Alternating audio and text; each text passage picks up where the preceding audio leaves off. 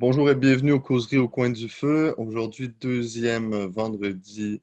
En fait, c'est le premier vendredi du carême. C'est dans le temps du carême, le deuxième après le mercredi des cendres. Le père Guillaume Bruté de Rémur est encore avec nous. Aujourd'hui, on va parler de conversion. Alors, j'ai mis deux mots un peu bizarres, hein, on- Teshuvah et la métanoïa. Alors, bonjour Guillaume, ça va bien? Bonjour Emmanuel, ça va? Oui, oui, toujours en direct de Beyrouth. Je dis bonjour à tous nos spectateurs et nos auditeurs qui nous accompagnent dans ce chemin de carême vers la Pâque. Oui, tu as mis deux mots qu'on n'est pas habitué à entendre. On entend en général dans notre langue française chérie le mot conversion, qui souvent pour les gens a une dimension liée au changement de religion. Alors maintenant, dernièrement, c'est vrai que ces dernières années, peut-être un peu comme un fruit du renouvellement du Concile Vatican II, on a commencé à utiliser ce terme dans la vie spirituelle. On a aussi beaucoup de gens qui retournent à la foi et donc qui parlent d'une conversion. Mais c'est vrai que c'est toujours lié en général à un moment particulier de la vie des personnes. On parle toujours quand je me suis converti, au moment de ma conversion, à l'étape de ma conversion. Mais en fait, ce concept de conversion qui, justement, en hébreu se dit teshuva et en grec se dit métanoïa, est une idée biblique très, très importante qui n'est pas quelque chose lié à un instant historique, mais qui est plutôt un état d'âme, une, comment dire, un cheminement continuel de la vie chrétienne. Et c'est pour ça d'ailleurs que l'Église, chaque année, dans le temps du carême, invite ses fidèles à la conversion. Le mercredi des cendres, alors c'est vrai que maintenant c'est devenu un peu plus à la mode cette phrase. Avant on disait tu es poussière et tu retourneras à la poussière. Ils ont introduit cette nouvelle formule dans le missel qui dit convertis-toi et crois à la bonne nouvelle. Et donc c'est intéressant que justement là, il y a comme une prise de conscience qui se manifeste aussi dans la liturgie, dans le renouveau liturgique, de l'importance de cette idée de conversion liée au temps du carême. Et donc aujourd'hui, je voudrais vous parler un petit peu de cette chose parce que c'est vraiment comme le contenu essentiel de l'attitude chrétienne pendant ce temps. Alors, il y a un premier mot qui est très important, qui est le mot hébreu, qui se dit teshuva, qui en fait vient d'une racine hébraïque, une racine sémitique, shin, waw, be, ve, c'est la même lettre plus ou moins, plus intense ou pas, un peu comme en arabe. D'ailleurs, en arabe, c'est la même racine, toub, qui veut dire retourner en hébreu. Chouv, ça veut dire retourner, revenir en arrière. Donc, teshuva, ça veut dire le retour. On va dans une direction et on retourne. Et ça, c'est très important parce que dans toute la tradition biblique de l'Ancien Testament et dans la tradition hébraïque encore aujourd'hui, l'idée du retour vers Dieu est très importante. Toute la tradition de la Genèse présente justement cet effondrement, si on peut dire, de la création après le péché, comme un éloignement progressif. Et donc, toute la spiritualité hébraïque, c'est vraiment l'idée de retourner dans cette relation privilégiée, dans cet état privilégié qui est la relation avec Dieu, celle qu'avait Adam avec le Créateur dans le Jardin d'Éden. Et ce n'est pas par hasard d'ailleurs que les Hébreux ont des rites de purification très importants que nous, on a gardés dans le rite du baptême, une fois pour toutes dans notre vie, qui marque cette conversion définitive, parce que dans le christianisme, il y a cette idée que la grâce crée en nous quelque chose de définitif, alors que dans la vie hébraïque, c'est plus comme ils sont juifs par naissance, il n'y a pas de cheminement, c'est vraiment, la vie hébraïque, c'est un retour continuel au Seigneur. Et donc, ils ont ces rites de purification dans lesquels ils descendent dans des bains rituels qu'on appelle les mikvahs, qui rappellent justement le fait que le paradis était entouré de 4 fleuves. Et donc, pour retourner dans cet état de pureté, qui n'est pas une pureté moraliste, mais qui est vraiment la pureté pour les Juifs, c'est la possibilité d'être en relation avec Dieu. Parce que Dieu est pur, Dieu est vie. Donc la pureté est liée à l'idée de vie. L'impureté est liée à l'idée de saleté, donc de contagion, donc de mort, d'infection. Nous, on peut comprendre un peu ça maintenant après l'expérience du Covid où on s'est tous protégés parce qu'on avait peur que se transmette cette mort, ce virus. Dans la vie hébraïque, il y a cette idée justement du péché et de l'impureté qui se transmet aussi par des formes extérieures, de désobéissance à des commandements hygiéniques comme manger certaines choses. Enfin bon, je ne veux pas rentrer trop dans les détails, mais c'est très important. Et il y a un concept très important, c'est que la tradition des Midrash dit qu'une des premières choses qu'a créé Dieu avant de créer le monde, hein, c'est la Teshuvah, c'est-à-dire la possibilité pour l'homme de retourner vers Dieu. Hein. Et donc, il y a dans cette vision théologique et biblique l'idée que la création se fait dans une totale liberté parce que justement, il y a la possibilité pour l'homme de retourner vers Dieu et de se convertir et de rétablir cette relation qu'il a perdue dans son éloignement. Dans le mot hébraïque, qui est une traduction que déjà les rabbins utilisaient dans la Septante, on a utilisé un mot qui dit métanoïa. Dans le mot métanoïa, vous avez le mot méta que nous, on utilise dans le français, dans le mot métamorphose. Hein. Morphose, morphée, la forme, hein. Transformation, métamorphose. Hein. Et donc, noïa, c'est quelque chose qui fait référence à la mentalité, à l'idée, à la façon de concevoir les choses. Donc, la métanoïa, hein, pour les Grecs, et c'est comme ça, c'est dans ce sens-là qu'aussi va l'utiliser Paul, même si Paul met dans le mot métanoïa tout le contenu rabbinique et hébraïque de la Teshuvah, se réfère justement à une conversion de l'intelligence. Hein. Saint Paul parlera de convertir, transformer notre mentalité.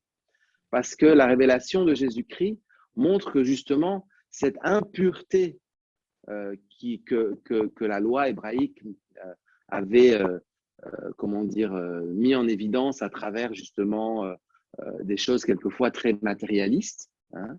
En fait, peu à peu, dans la progression de la compréhension de la révélation, les Juifs étaient déjà arrivés à cette idée que l'important, c'était l'intention du cœur, le cœur. Et même les prophètes, Jérémie et Ézéchiel, parlent d'une alliance qui sera scellée dans le cœur des personnes. Et donc, il y avait cette idée que ce n'était pas seulement l'obéissance extérieure à des préceptes qui garantissaient la pureté et le retour à Dieu, mais c'était une véritable transformation de la mentalité. Et donc, Saint Paul nous explique qu'il y a des choses qui sont de la chair et des choses qui sont de l'esprit. Quand Saint Paul parle de la chair et de l'esprit, il ne parle pas du corps et de l'âme. Ça, c'est une interprétation postérieure, un peu gnostique, qui a un peu même d'ailleurs quelquefois dérangé une vraie spiritualité chrétienne qui intègre le corps et l'âme. Quand Saint Paul parle de la chair, il parle de la mentalité de la chair. Quand Saint Paul parle de la chair, et d'ailleurs quand il parle des œuvres de la chair, 80%, 90% des œuvres de la chair sont des actions de l'esprit, de l'âme, hein, la jalousie, la colère. Et en fait, la mentalité de la chair, c'est la mentalité selon laquelle l'homme vit pour lui-même, centré sur lui. Donc justement, dans cet éloignement de Dieu, quand l'homme devient le principe de sa propre existence, alors il s'éloigne peu à peu de Dieu jusqu'à de se replier, s'inverser complètement, hein, et devenir le principe de son existence. Et donc, il y a la vie selon l'esprit, dit saint Paul, qui en fait est le fruit de cette conversion. C'est-à-dire l'homme qui se replie vers lui, accepte quand il reçoit la bonne nouvelle de l'Évangile, l'annonce de l'amour de Jésus-Christ pour lui, qui lui pardonne ses péchés et ce repliement sur lui, et qui l'aide à se déplier, à se réorienter, à se convertir. Alors peu à peu, il y a justement ce retour, cette teshuva, cette conversion de l'âme, hein, et il y a cette conversion de la mentalité qui fait que dans l'acte du baptême, il accepte de mourir aux œuvres de la chair comme le Christ l'a fait lui-même, et il renaît à une vie selon l'Esprit, qui est la vie en Christ, la vie en Dieu, la vie par ce don gratuit que Dieu nous fait de l'Esprit Saint. Alors, vous comprenez que la conversion, ce n'est pas seulement un changement d'idée, un retour formel comme ça au christianisme ou à la foi, mais c'est vraiment un cheminement dans lequel l'homme continuellement se déplie de ses propres, comment dire, de ses propres enfermements pour retourner, pour se convertir vers le Seigneur. Et pour ça, l'Église, dans ce temps de carême, nous donne, et je le disais déjà la dernière fois, des armes, des instruments de ce qu'on appelle de mortification. C'est un mot qui est un peu perdu, qu'on a un peu perdu dans la mentalité moderne. Ça fait un peu comme ça, 18e siècle, hein, se mortifier. Mais en fait, se mortifier, ça veut dire mettre à mort les œuvres de la chair, renoncer aux œuvres de la chair.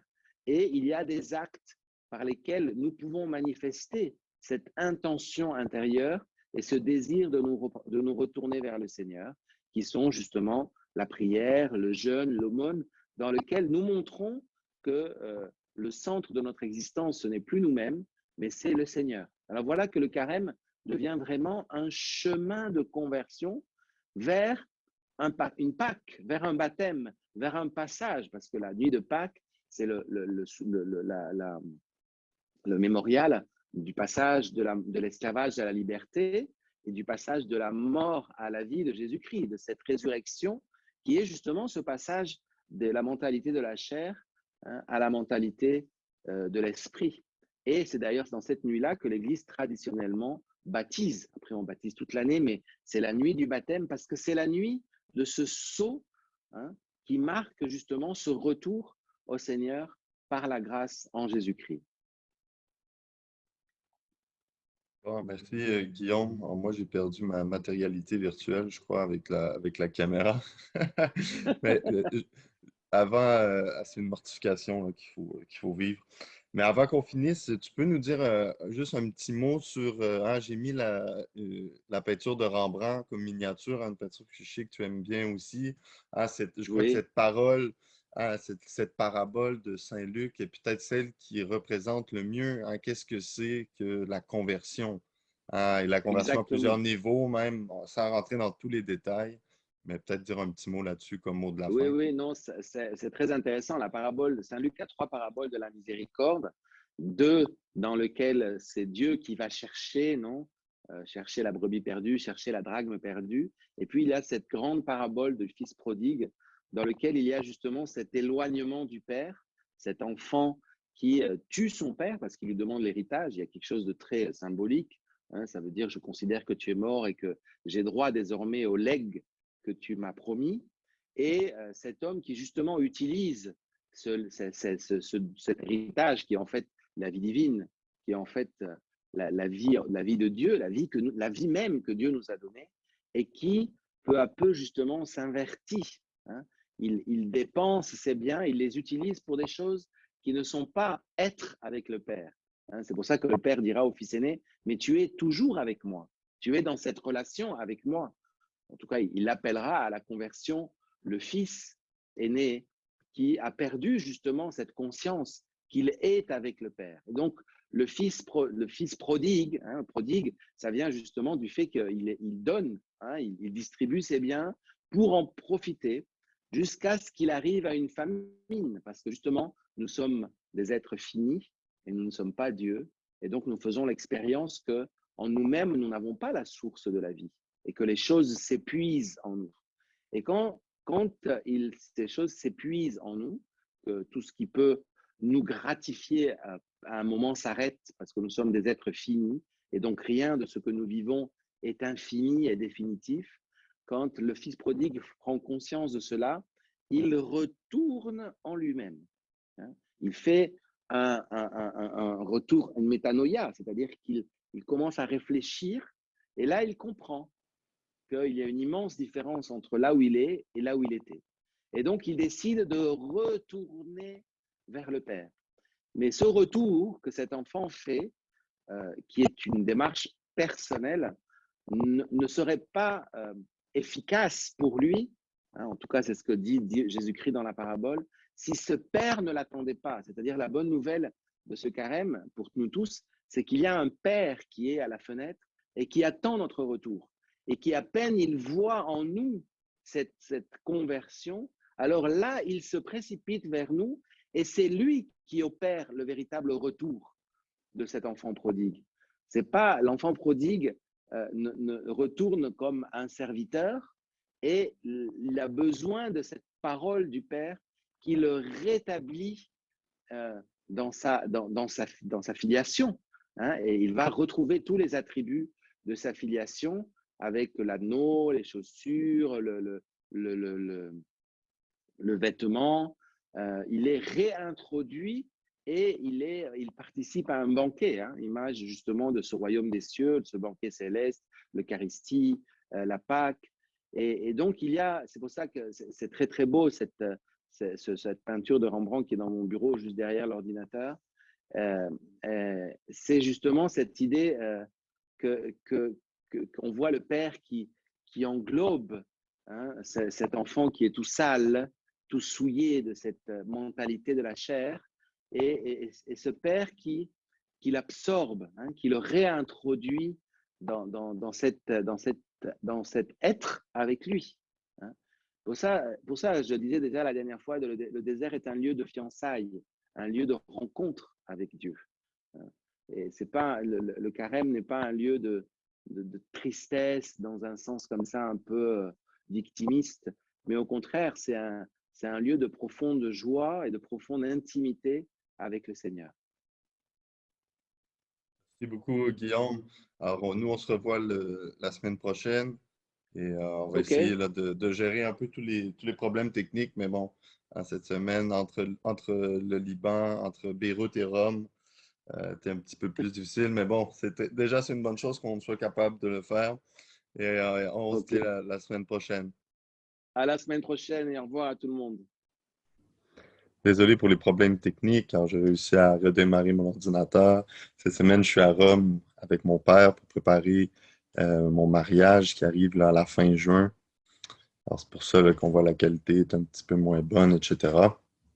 Mais dans tous les cas, si jamais vous aimez nos causeries, surtout cette série sur le carême, si vous pensez que ça peut être bon pour des gens que vous connaissez, d'écouter ces paroles-là, hein, de recevoir aussi nourriture pour leur semaine, pour les aider à cheminer dans ce temps du carême, aussi pour nous aider à passer à travers les événements durs des dernières années, et surtout des dernières semaines.